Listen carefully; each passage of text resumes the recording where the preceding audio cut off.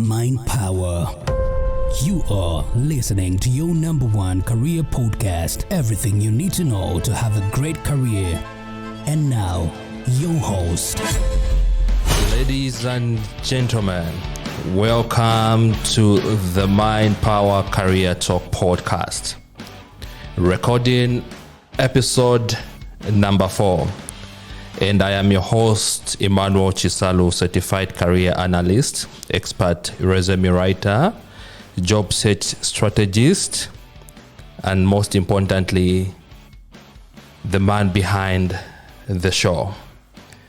And this afternoon, on episode number 4, I'm very excited to be joined by the highly esteemed Professor Yambayamba, who's going to help us have that rightful conversation with regards to human capital development. Where are we as a country, and are we on the right path to the promised land of shared prosperity, economic development, where everyone is happy, sustained, and they are productive.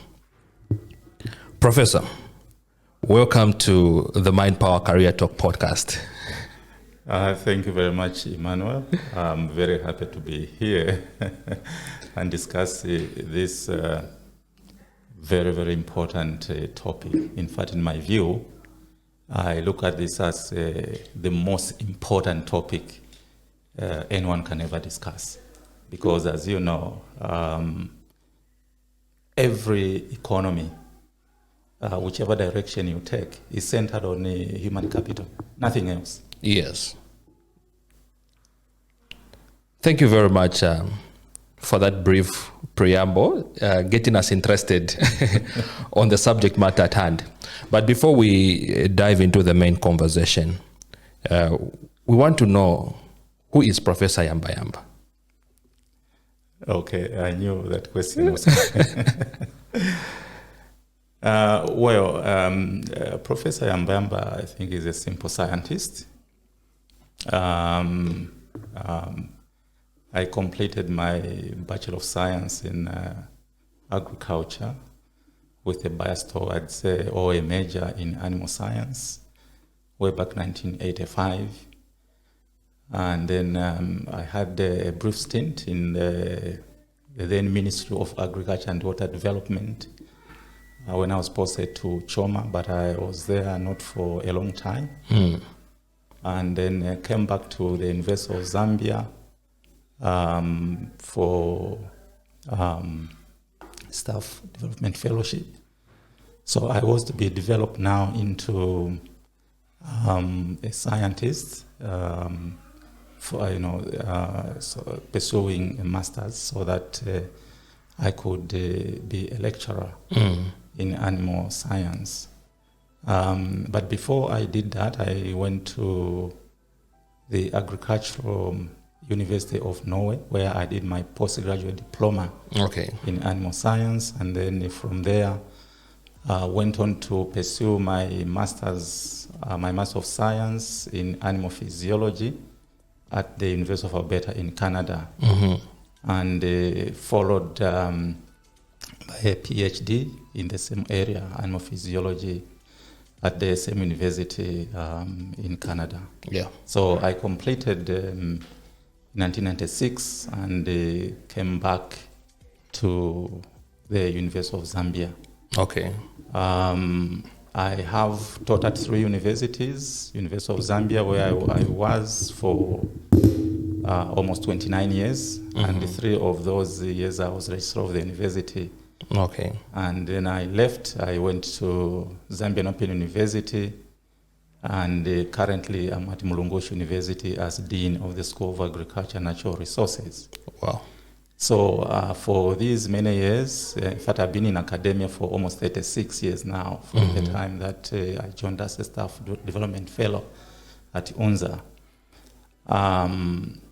So all this time, really, I've been in the area of teaching and research and development.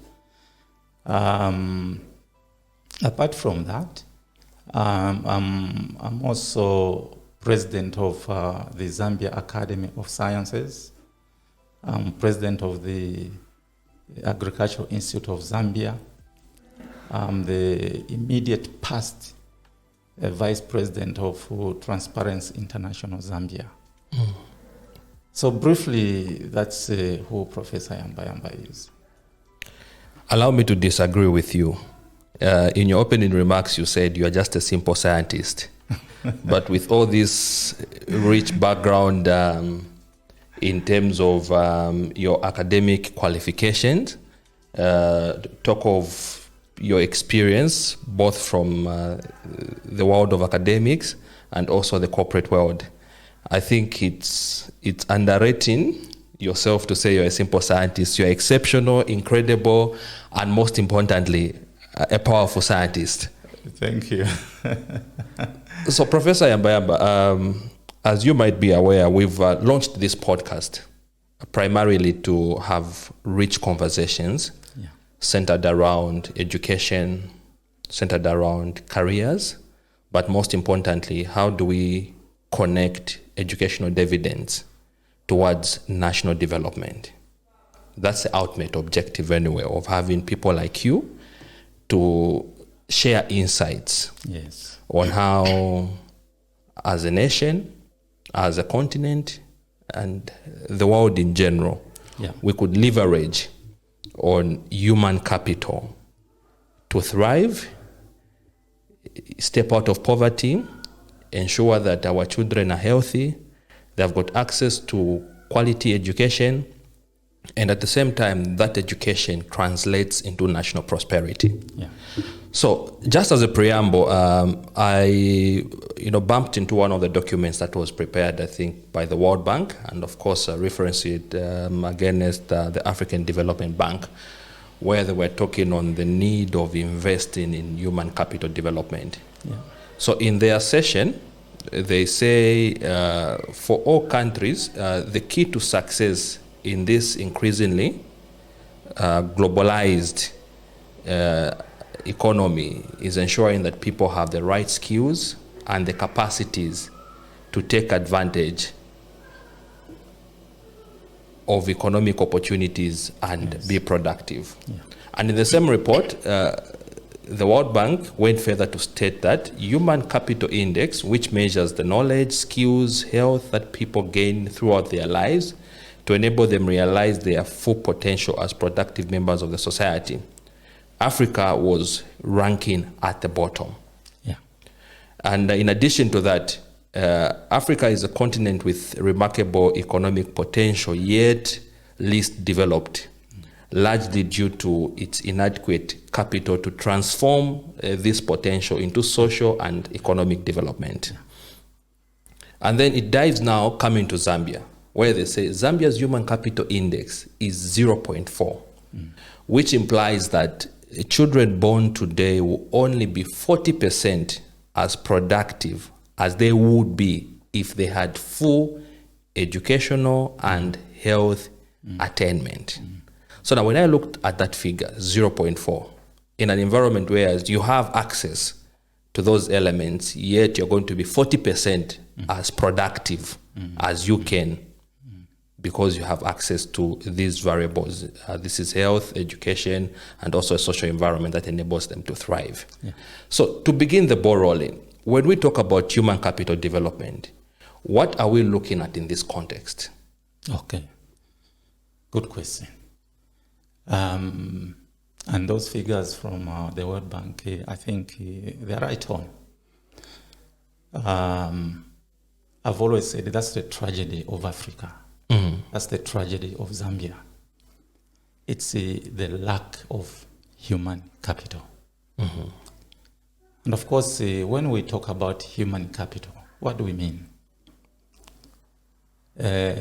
From a scientific point of view, and I'm not going to be technical in my discussion, I'll try to be as simple as possible for the benefit of everyone.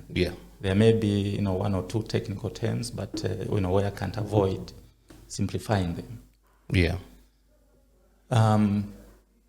When we talk about human capital, there are three major aspects. Only three major aspects.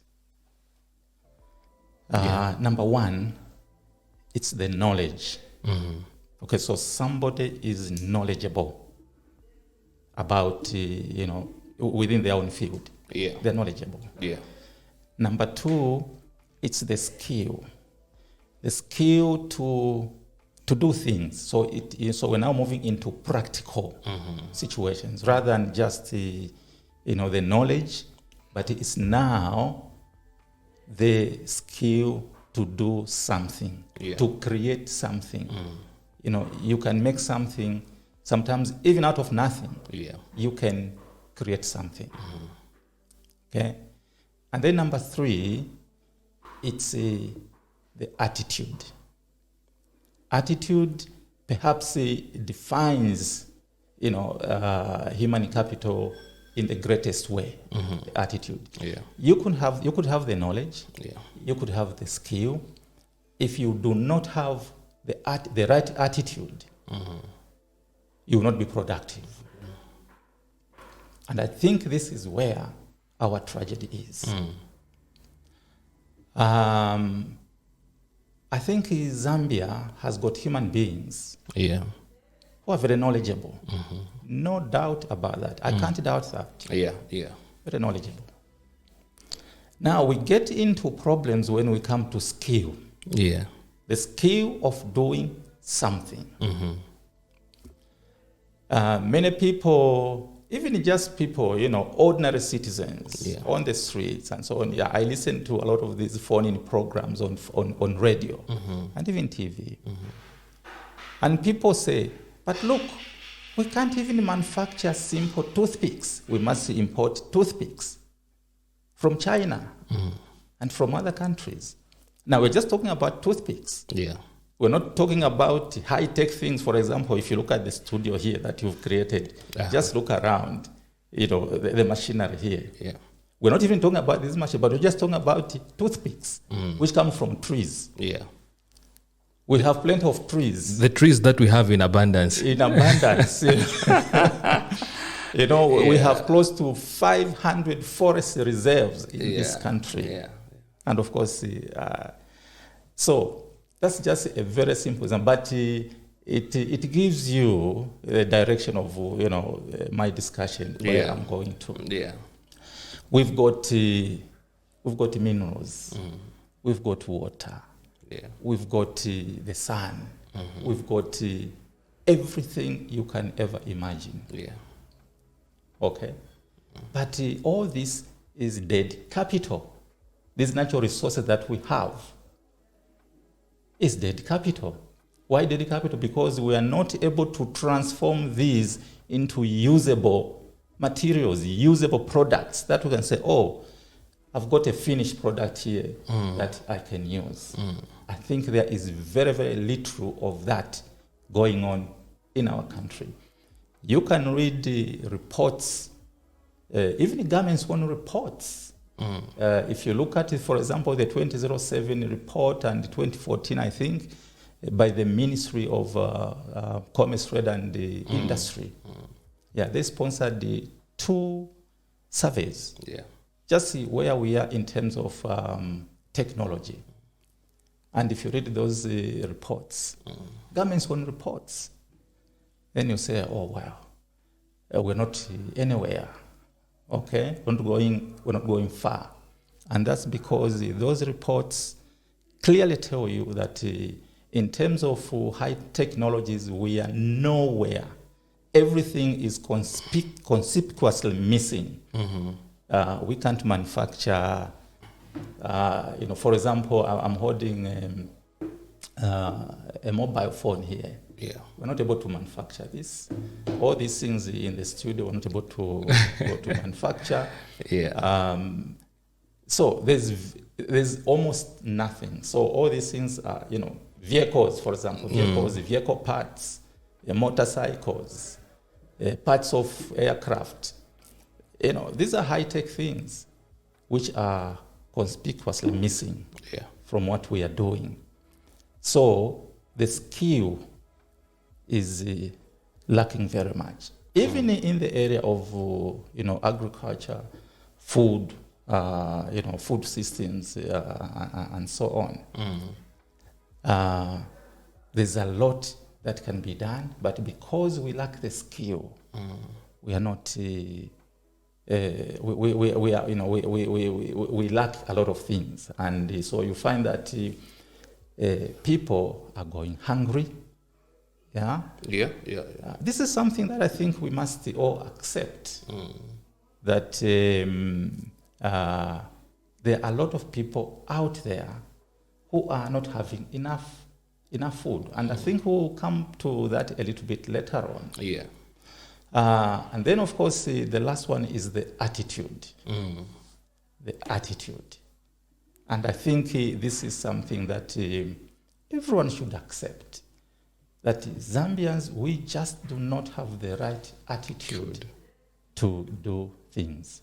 And unless you have the right attitude, you will not be productive in any way. As I mentioned earlier, you can have the knowledge, you can have the skill, but you see, you need the attitude, because this is the driving force to do things correctly. Yeah. Make sure that you are going for work on time. Because going for work even a minute late, and if it doesn't touch you, then it means you don't have the right attitude. But of course, we know in our country, and I mean, this is public knowledge. It's public knowledge. I'm saying things that everyone knows. We cannot deny that fact. We can't deny this fact. How many people go for work right on time? I think there are very few, if at all. Very few. And then when it comes to knocking off, how many people actually knock off at the right time? Very few. So generally, we go for work late and we knock off early. So how can we be productive? How can we drive the economy? So that is what human capital is. 3 things: knowledge, skill, and attitude. You've reminded me of there is one concept that me and my colleagues usually share at the office: going for work after time and knocking off before time. And majority of us, anyway, we fall in that bracket. Going after time and knocking off before time. So this in itself, like you've touched on the attitude, you might have the knowledge, you might have the skills, but if you don't have the right attitude, you can't be productive. You cannot be productive. And you cannot excel. And actually, when you look at our economy, that's what it is. There's nothing strange. There's nothing strange about it, because it's defined by those 3 things. And particularly the last one, the attitude. The attitude. Exactly. So what is going on as far as the economy is concerned, that is the right place where we should be, based on our attitude, our knowledge and skill. That's where we are, and we can't do better than that. Professor, you mentioned earlier on in your session that Zambia has human beings that are knowledgeable. And if we take stock of our knowledge base, and also perhaps say maybe areas of skills since independence, we have enough educated people in the country. We have professors like you, we have doctors, we have masters holders, so on and so forth. But yet, we are living in a country that is endowed heavily with natural resources. Let's talk about, first of all, the minerals. We almost have every mineral underground. Absolutely. Let's talk about the weather. Let's talk about the climate. Everything falls in our favor. Conducive to expand our agricultural activities. Feeding the entire continent. Absolutely. Talk about peace. Zambia is a peaceful nation. Indeed. I think we've even if we have these political violence here and there, but these haven't threatened our national peace to a greater extent. Yeah. But yet, we are considered to be amongst the poorest nations in the world. Yeah. So, why are we struggling as a country to optimally exploit our natural resources, add value, create real jobs that enhance economic development? Where is the problem? What's the missing link here? Yeah, the missing link. Yeah. Yeah. First of all, those three things, the knowledge, the skill, and the attitude, give us what we call competence. Competence. So we have to have competent human beings. Excuse me. We have to have competent human beings for us to exploit all those things that you mentioned about. Okay? We have got great weather. I mean, great climate, as you mentioned. Yeah. Plenty of sun. Come to natural resources. We have all the minerals that you can talk about. We have water. We have forests. We have grasses. We have animals. We have anything that God has been so good to us. Absolutely great, actually. And yet, we are listed as a least developed nation. One of the what do you call least developed countries? LODCs. LODCs. I was looking for that term. We are among the LODCs. It's a paradox. Really. Where is the missing link? And this is perhaps the most important question. Many people think that human capital is developed when we go to college or university. Okay? I thought so as well. And this is where we have a problem.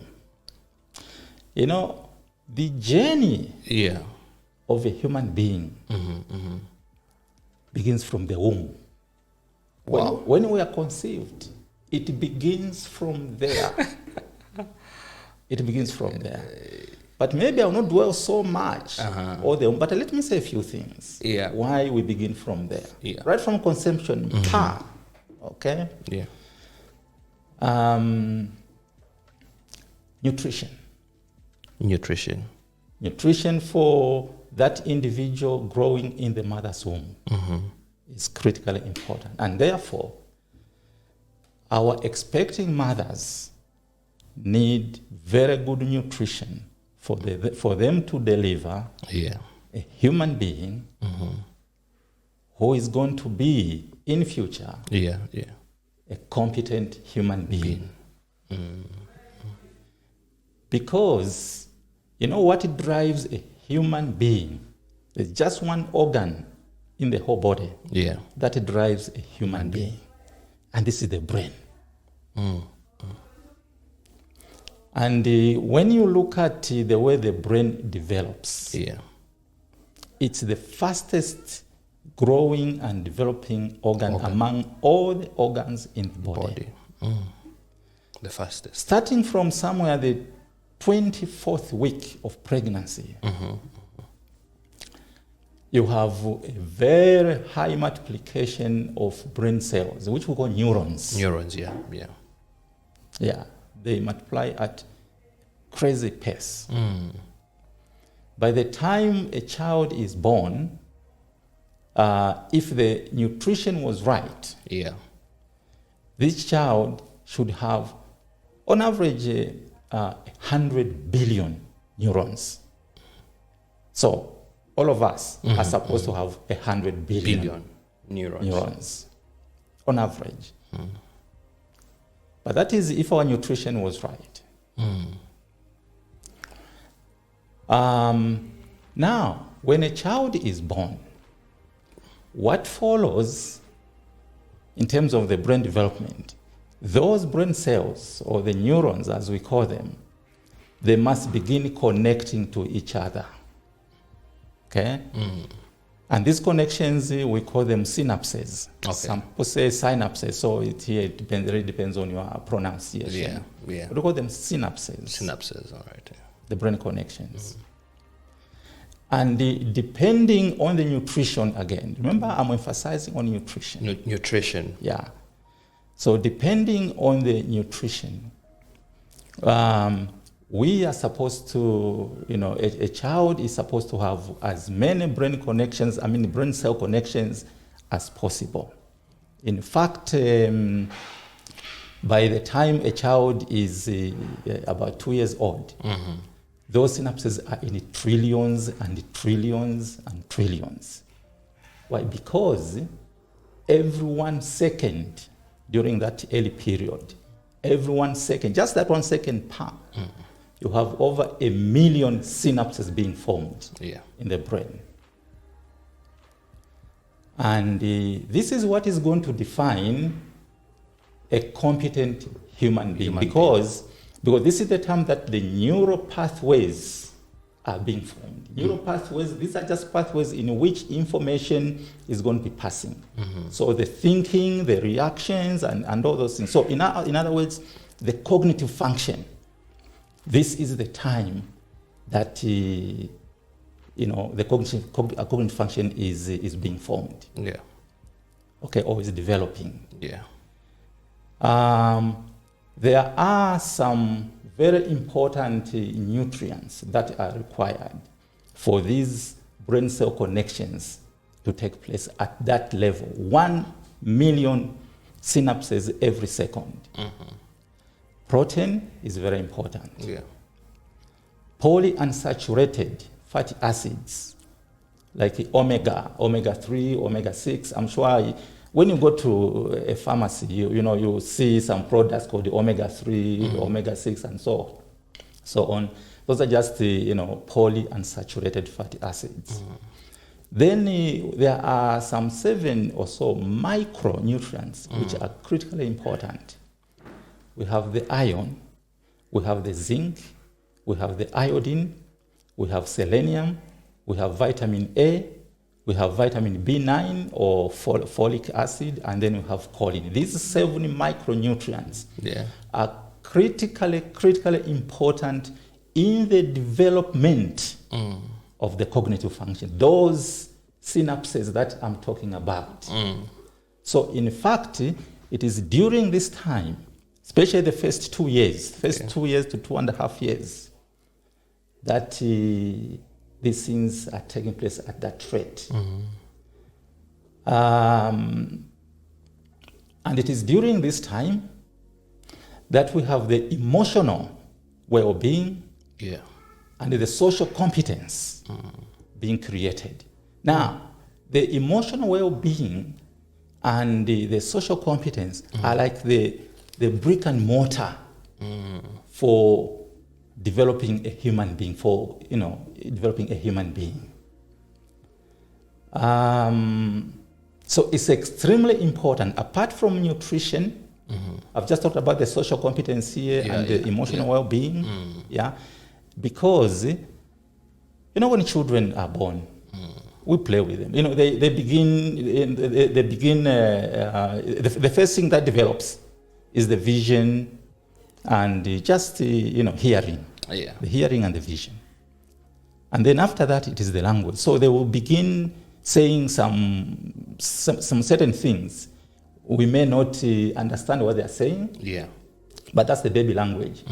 But we need to begin communicating with them. We need to show them love. We need to just respond to them positively.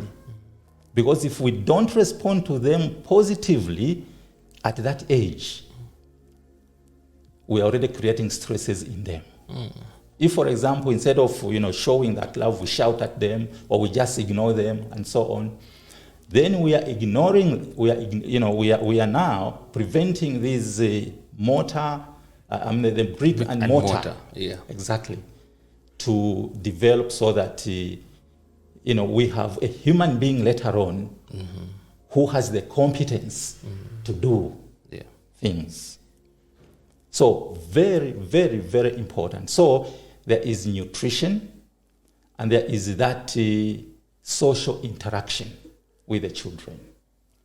Now, where is this happening? This is happening at home. If you get me, Emmanuel? Yes. This is happening at home. So in fact, human capital development begins at home. This is why I've spent a bit of time just trying to describe what happens in our own homes. In our own homes. So, if you have a child who does not have good nutrition at that time, and whose social interaction with the parents and those at that time, the relatives and so on, these things are not happening at that level, then you are already headed for trouble. Trouble. Because first of all, without proper nutrition and without proper social interaction, you deny that architecture of the brain. The synapses forming in large numbers. So you see a lot of gaps in that brain. This child, as they grow up, perhaps three major things will happen. Number one, they'll have low memory. Number two, they'll have low education attainment. Number three, they'll have no skill. And number four, in fact, the fourth, which is the most critical thing, the attitude will just be negative towards the fellow human beings, towards the work, towards the nature, towards everything. Because they were not built properly right at the beginning. So that is the beginning of everything. At home. Before we even come to education. At home. Wow. So, now, we now get into education. Yes, we've talked about nutrition. We're going to talk about education. Today, I think in Zambia, children go to preschool at the age of 3, if I'm not mistaken.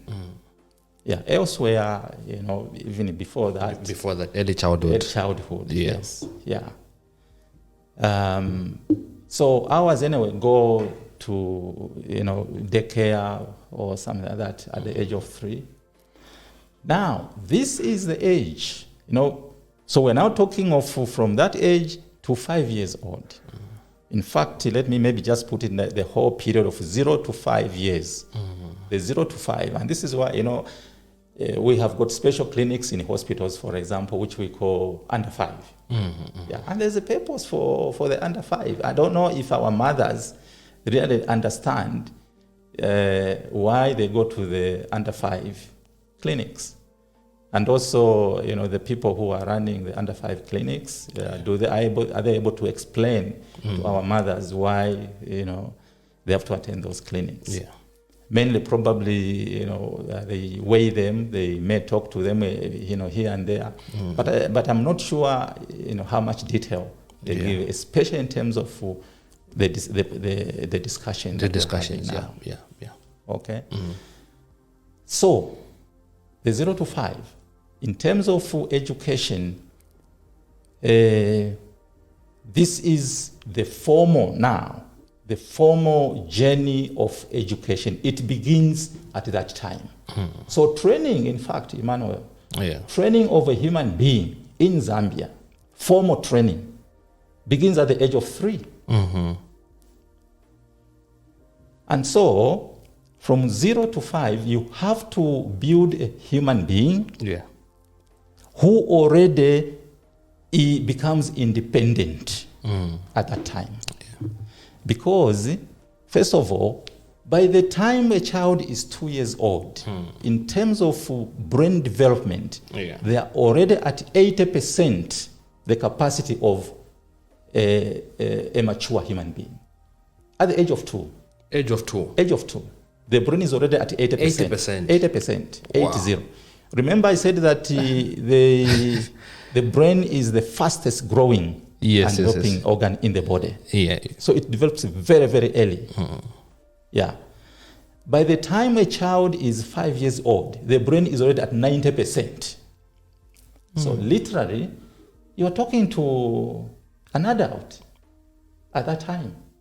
Wow. Yes. And therefore, you have to ensure that a child already develops independent thinking. Yeah. Critical thinking. You must subject them to critical thinking as early as that. And then, of course, as they develop, later on at 9, at 12, you keep subjecting them to different types of critical thinking.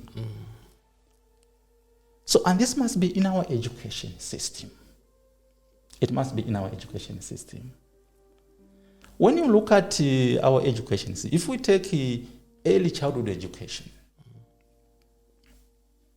first of all, the teachers. Yeah. Well, that's the beginning.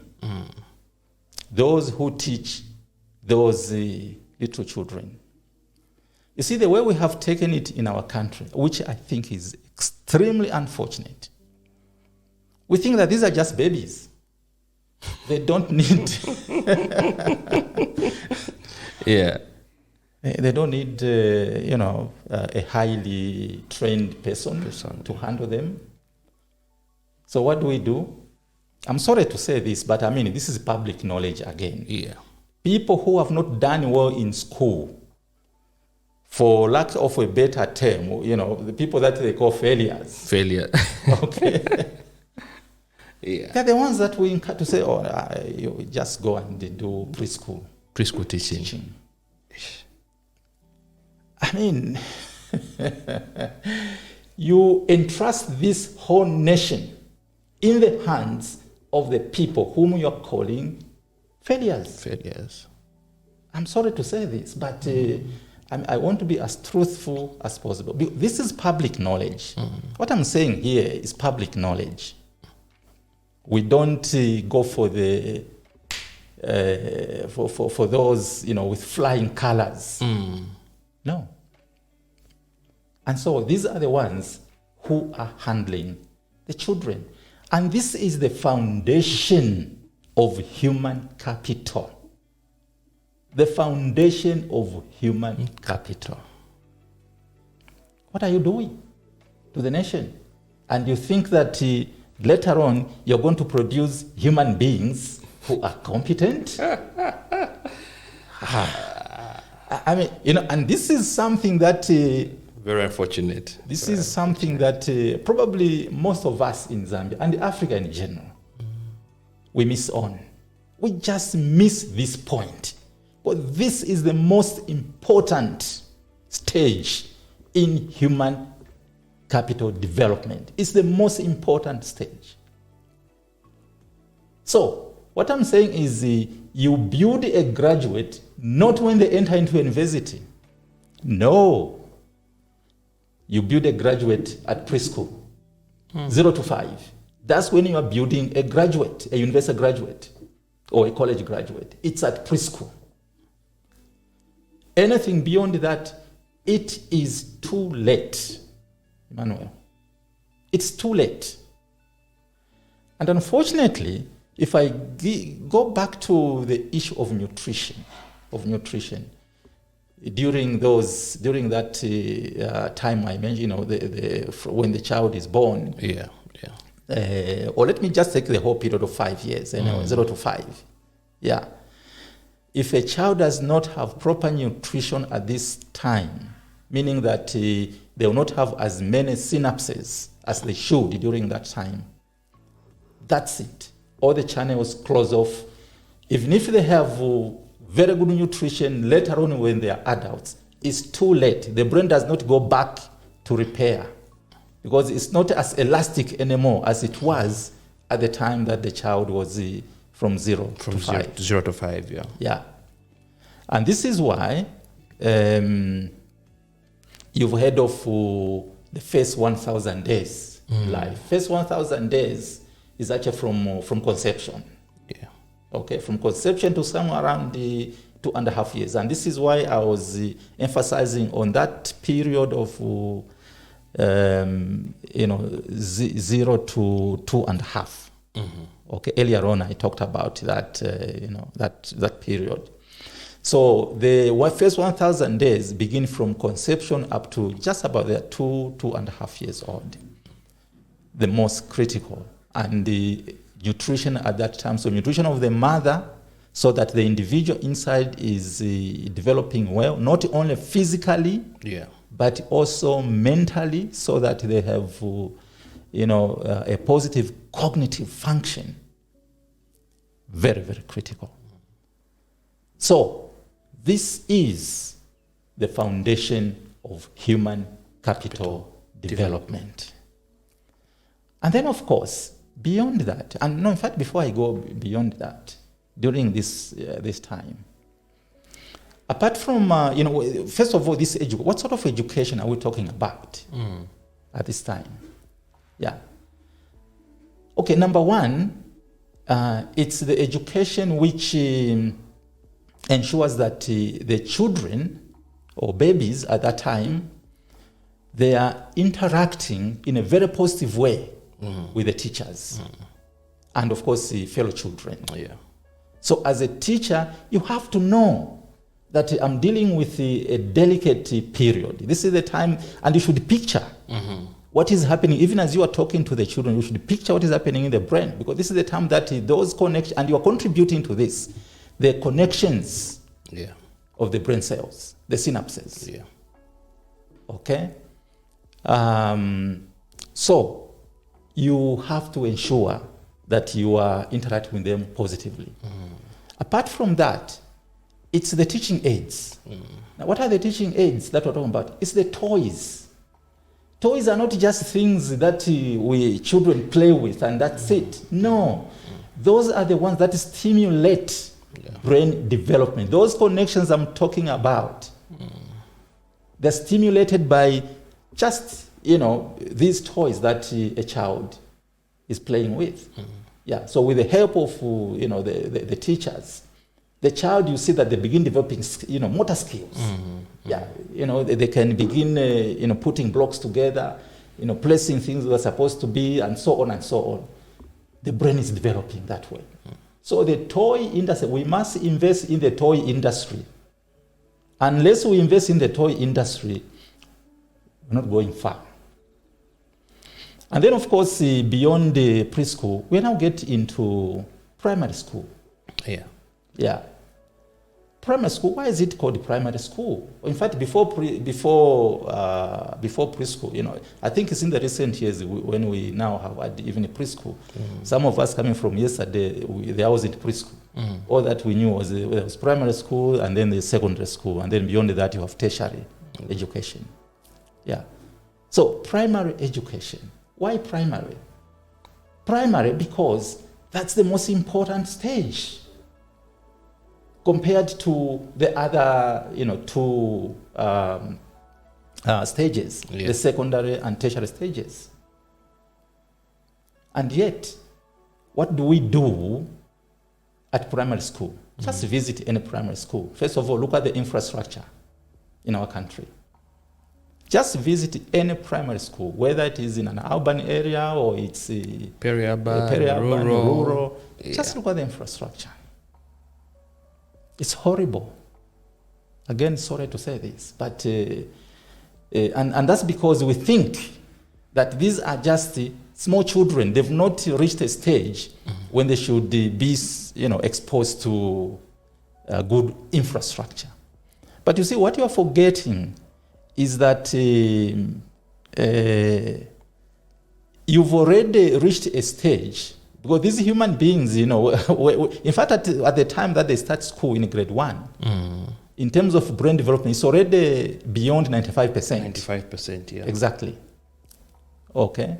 So you are dealing with human beings who know everything that they are hearing, everything that they are seeing, everything, all the actions, all the experiences that they are having at that time, everything's being stored in the subconscious. Everything's being stored.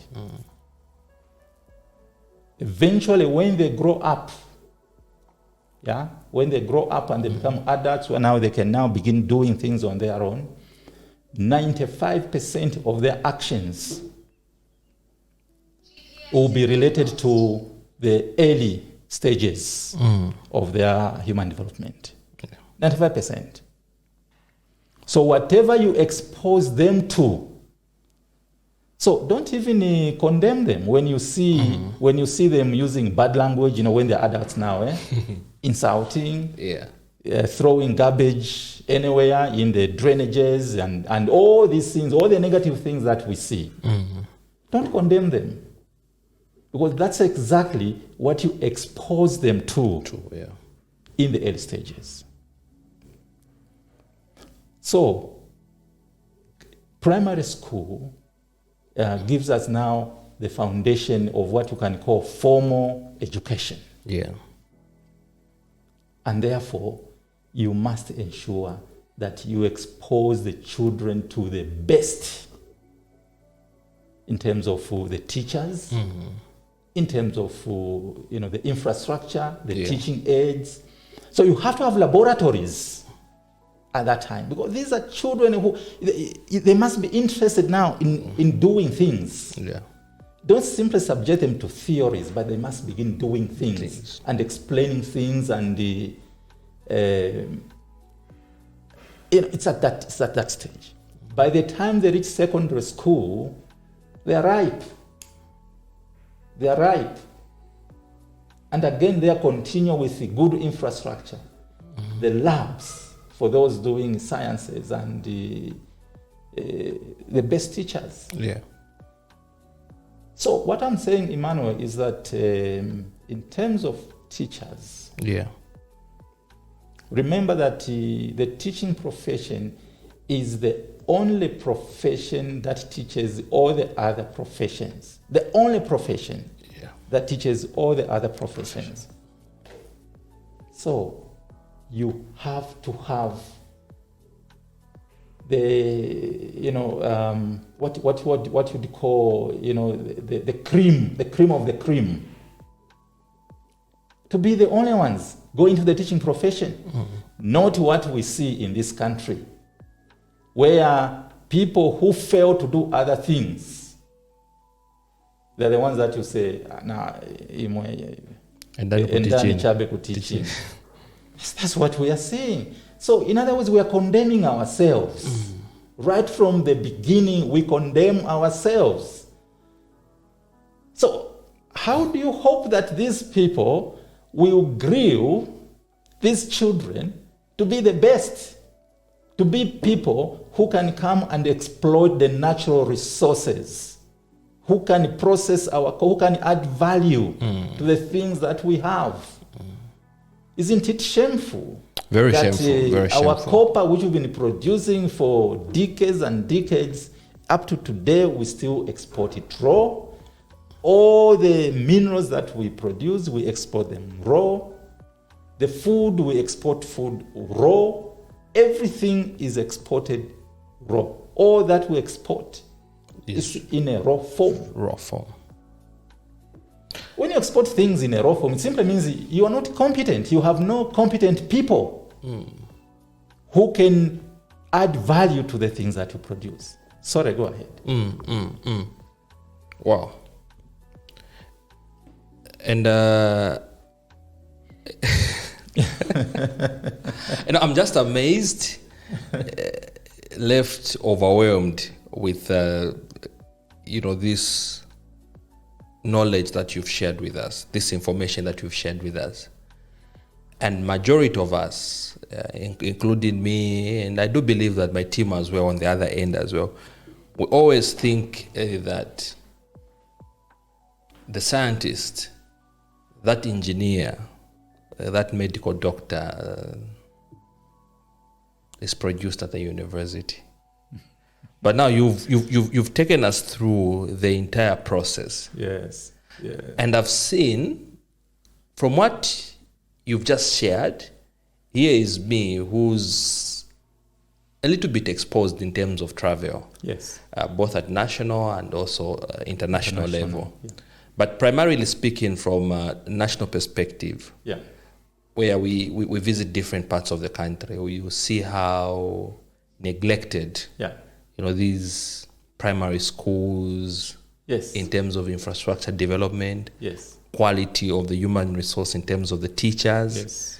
Yes. the content that they're being taught, Yeah. the materials Yeah. that they're being fed with. It's right now I'm just thinking that we are in a state of emergency. Indeed. State of emergency.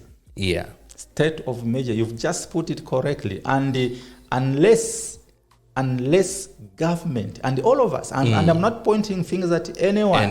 Yeah. No. Because all of us are responsible for this.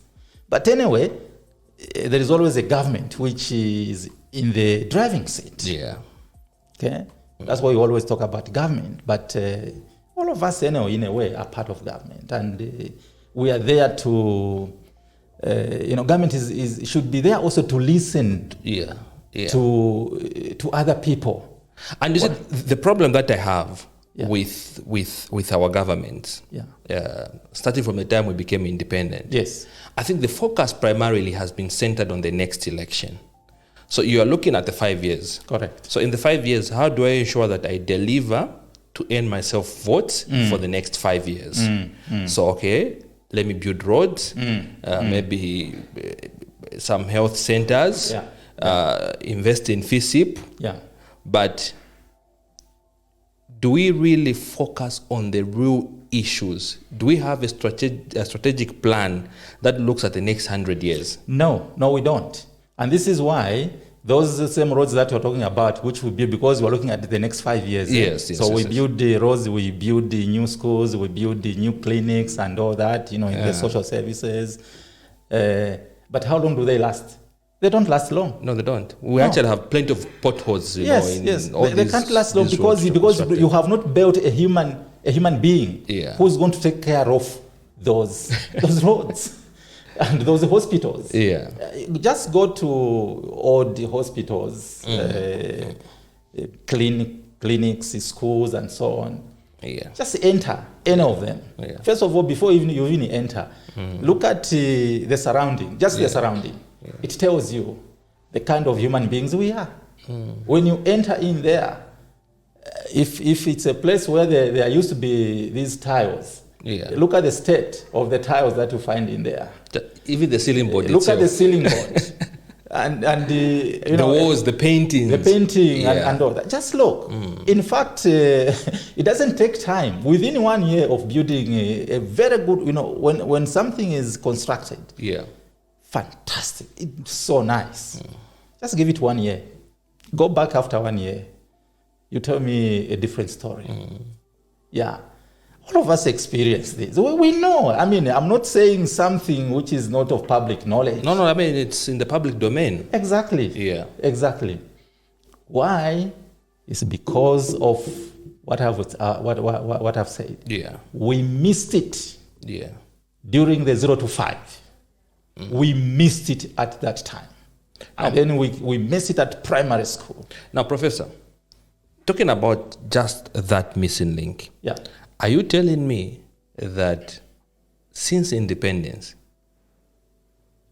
we don't know exactly what we are supposed to do when it comes to bridging that missing link? Yeah. Or is it because people that are in the driving seats, and these are the politicians, they just turn a blind eye, but they have the knowledge to say, in order for us to be a prosperous nation, this is the area that we need to invest in. But because there are no immediate returns to that investment, they ignore it and then focus on things that they can point at.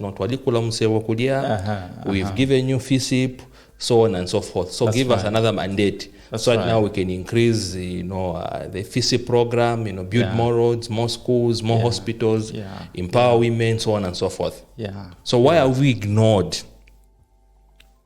these fundamental principles? Yeah, and I'm always amazed, actually. I ask myself that question all the time. Why? Yeah. Why? And why? Well, I think it's because of what you have explained already.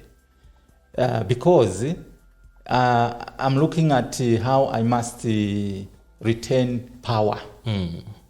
If I can go if an MP, remember as MP, yes. There's no limit. Yeah. There's no limit. There's no limit. You can be an MP forever. And ever. We know them anyway. Yeah, it's not like a presidential term which is limited to 2 terms. But so one can be there forever. Yeah. But all that I'm looking at is the next 5 years. Yeah, the next 5 years. What should I do to impress, my constituency? Yeah. That okay, look, I'm here for them. So I'll do one little thing. Yeah. I'll lobby for a clinic, so the clinic will come. And then, unfortunately, look at the reaction from the electorates, your constituency, within your constituency. You lobby for a clinic or a school, they literally come and kneel before you to worship you because they think you have liberated them. But why are you there? Why are you there? Isn't it for those things that you lobby for your people? So why should people praise you for something for which you were voted for? But this is what we do. Yeah. And also, we ourselves as politicians, what do? We also want people to praise us. Yeah. When we do something small, we want them to praise us. Yeah. No, why should you be praised for something that you should be doing ordinarily anyway? There's nothing extraordinary that you have done, but you want people to worship you. And you see, the other unfortunate thing is that we have kept our people ignorant. There is no worst disease as that of ignorance. Ignorance is the worst disease. Yeah. And this is why you find our people always kneeling before the leaders. They don't even realize that, in fact, they are the employers of the leaders. They don't realize that. And then because, it has become a complex problem. It has become a complex problem. So most of the politicians are there because they want to show in a 5-year period that they can do something. They don't look at a period of 20 years, 30 years, 50 years, 100 years, 200 years, and beyond. Look, Zambia is there forever and ever. If you had to come here, 1 million years after you've passed on from this earth, and you wake up 1 million years, Zambia will be there. Yeah. Or at least a place that was called Zambia, if at all the name will change, we don't know. Yeah. But it will always be there. Always be there. Yes. So you see, we have to plan long term. We are not long-range planners. If you look at our friends outside Africa, particularly take Europe and North America, and today China, just look. Most of the European countries, what is it that they have in terms of natural resources? Literally zero. They actually surviving on Africa. Absolutely. Absolutely. All they have is the human capital. That's all. Because with human capital, competent human capital, you can make something out of nothing. That is what we call innovation. In your preamble, as you were introduced this, you're talking about, why are we not creating jobs and so on. How can you create jobs when you do not have competent human capital? How can you? It is not possible. And I hope that at some point we'll talk in more details about job creation. But briefly, it's a misplaced belief.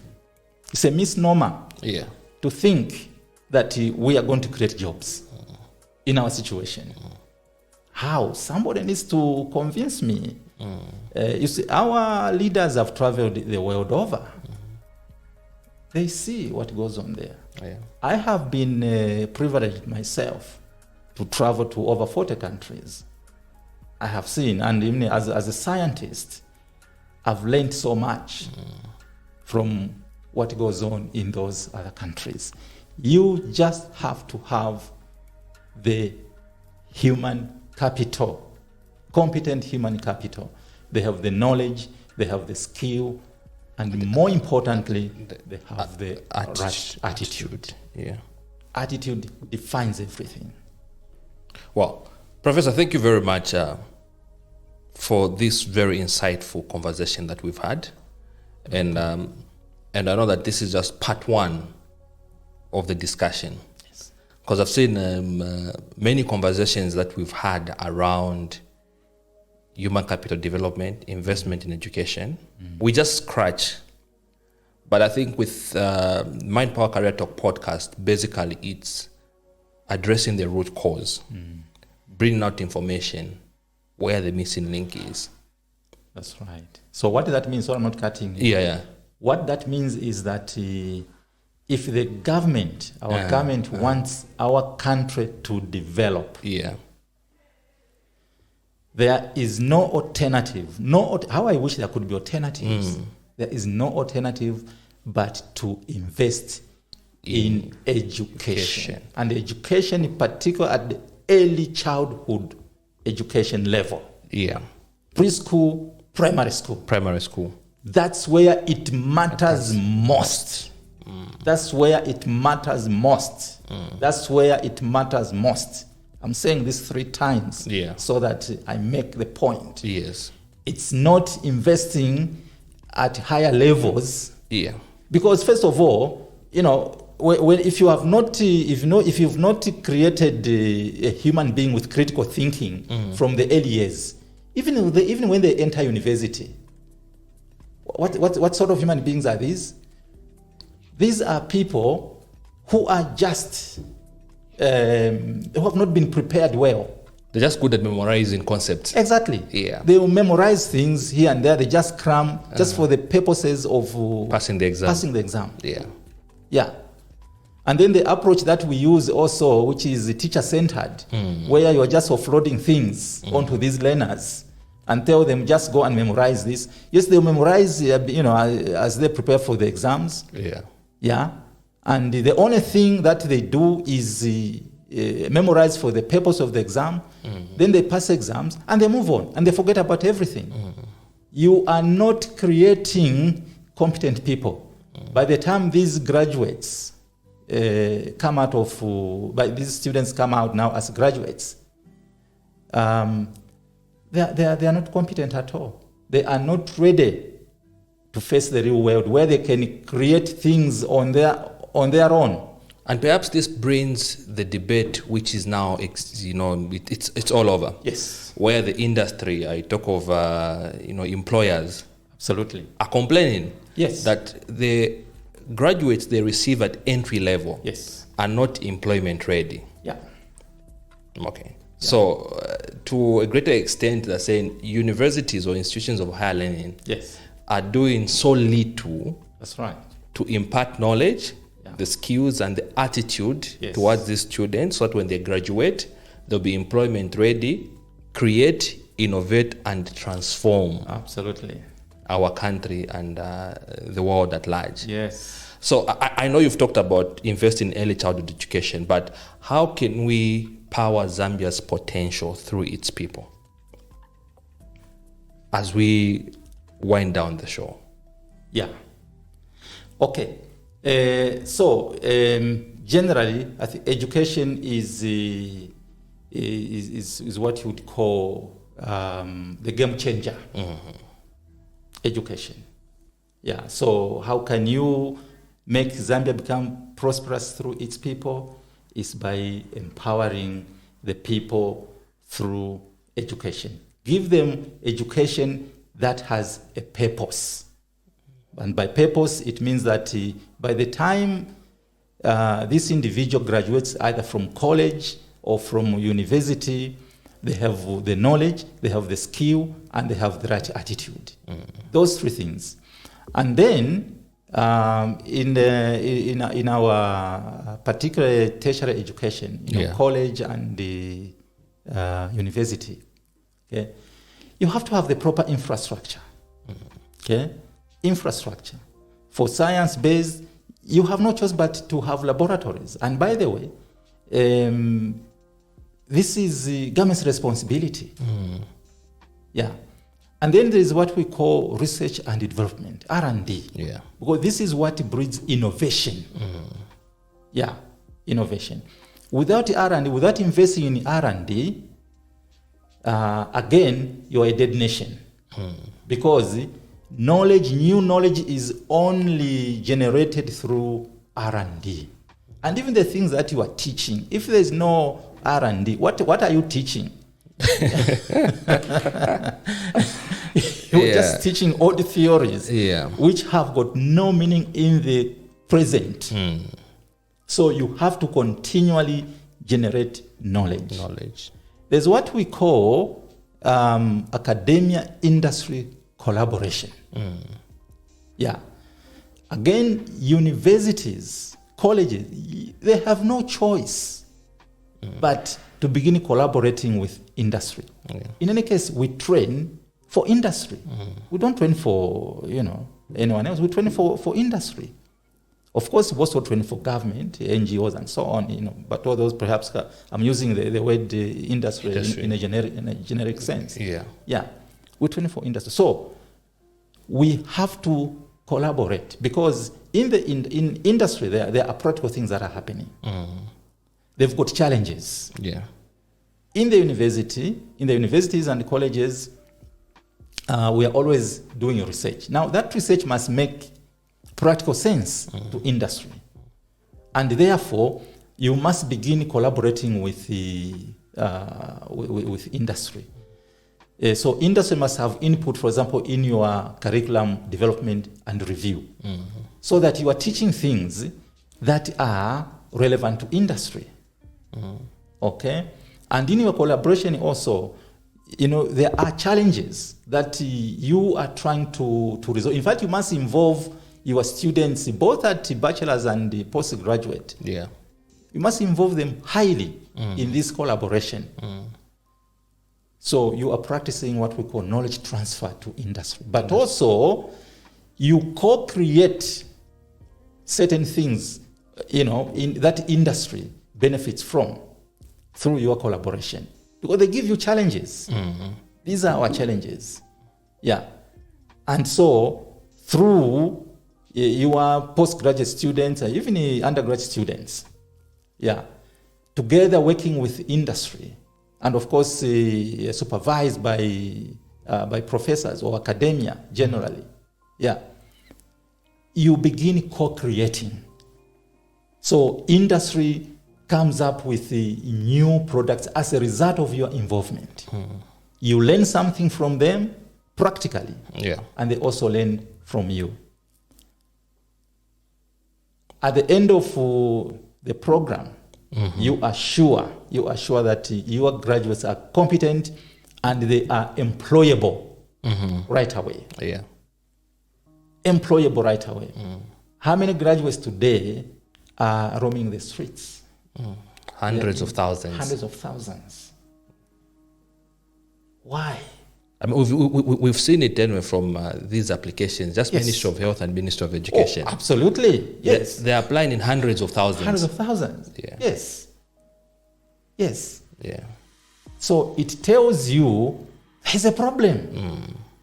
And therefore, you must think, what is it that we should do Yeah. You know, first of all, you need all those people. Okay? You need all those people, or at least most of those people. Yeah. Because one thing that we should also do as a nation is we must know where our gaps are. How many health workers, for example, do we need? So take stock of the current numbers and where the gaps are. If we need 1 million, then you must plan, in your training. In the education sector, how many teachers do we need? At preschool level, at primary, at secondary, at including university colleges, how many do we need? And also look at the fields. So don't simply say we need so many, but also in what fields. It's very important. We don't do that. We certainly have no idea how many we need in this and this and this and this area, and so on and so on. In the area of science, in which I am, generally science, the recommendation at the global level is that every country should have 1 million scientists per, 1,000 scientists per million inhabitants. 1,000 scientists per 1 million inhabitants. In Zambia, according to 2010 statistics, we have 50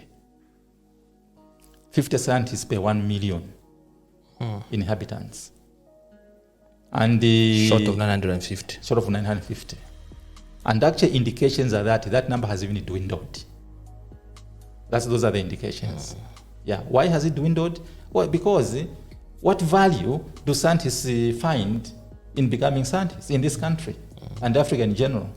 So why should I go and do a field where I will not be employed if I have to be employed?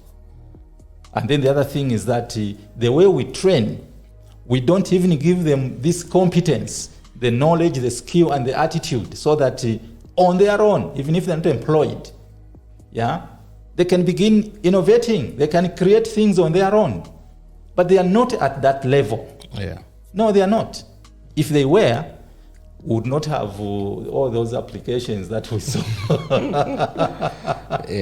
But so it tells you that the entire education value chain needs an overhaul. There is a serious problem. Wow. So much to talk about.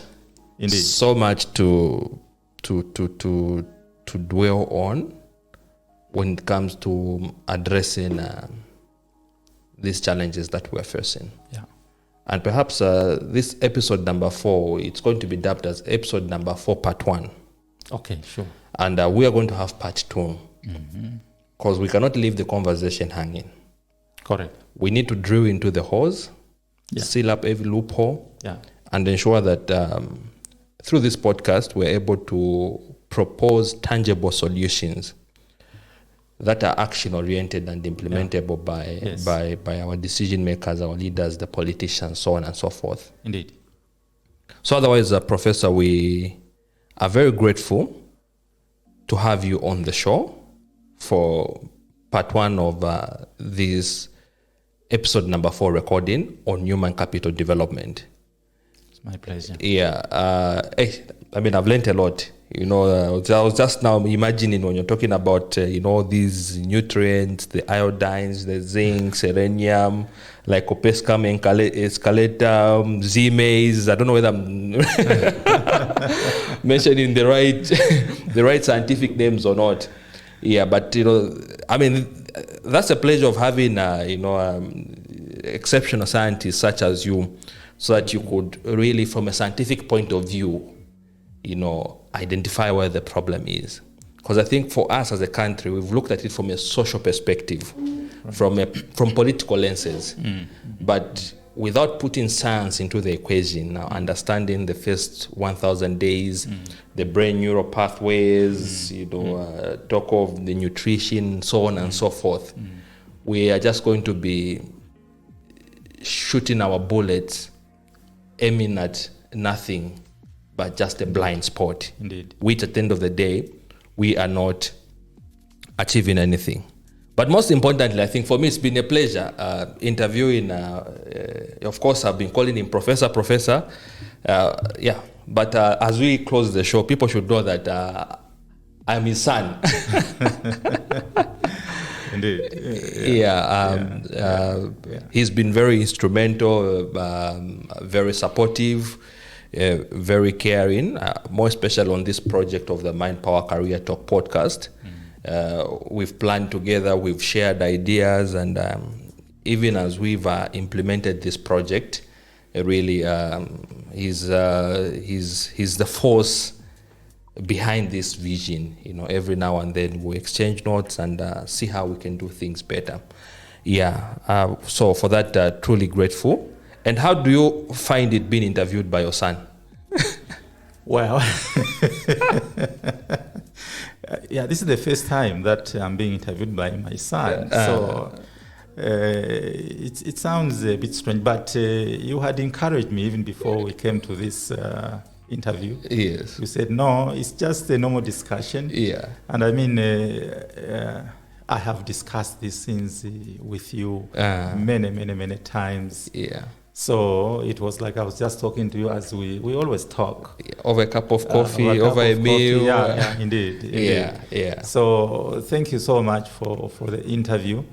And I just once again, as I conclude now, that our leaders out there, I think they must think seriously about the things that I have shared.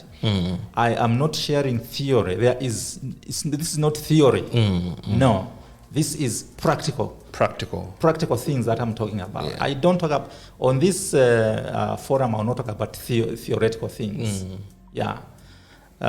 So these are practical things that I've shared. And so we need to take these things seriously. I want to encourage the young people, and of course, this is something that I've shared with you again many times, yourself being a young person, and you've just started your family. So those who are starting their families now, they are having children now, okay? They have to take these things seriously. The issue of nutrition, extremely important, because remember that if you miss the first 1,000 days, you miss the first 1,000 days, you've missed forever. You are the child who is born has missed it forever. So make sure that your wife, your spouse, your wife in this case, has got the best nutrition. So I'm addressing the young people now. And ensure that your child, the way you interact with your child during those early years, particularly the 0 to 5 years, bring positivity in that child. Interact socially and let the child learn good things. Let them become critical thinkers. Let them become independent at that stage. If they miss it, they have missed it forever. Because there is no reverse. As you go forward, there is no reverse. Okay? We want to cut down on what we are seeing out there, where there are all these young people on the streets who are doing literally, nothing in terms of productivity, but, just using hard language, fighting, and of course some even go into theft. They going out, they become robbers actually. Drug abuse and all that. So all these things, the street children, these young girls we find on the streets parading themselves, all these things are nothing but to do with the background where they came. The 0 to 5. The 0 to 5. 0 to 5. 0 to 5. So I'm emphasizing on this, the 0 to 5. We must invest in that area. Yeah. We don't invest in that area, we are doomed. Forever. And we can't reverse. We cannot reverse. I've always said I'm not a prophet of doom. Yeah. But this is the reality. Professor Yambayamba, thank you very much for gracing this episode on human capital development. Thank you once again for sharing this knowledge, and I do believe that people will learn a lot. They'll appreciate what you've shared with us, but most importantly, put into practice 0 to 5. 0 to 5. In terms of investing in nutrition, the right environment, social environment, most importantly, early childhood education. So until next time, for episode number 4, part 2, I'm your host, Emmanuel Chisalo, and you are listening to the Mind Power Career Talk podcast, where we talk all things career and education related. Goodbye, and see you next time.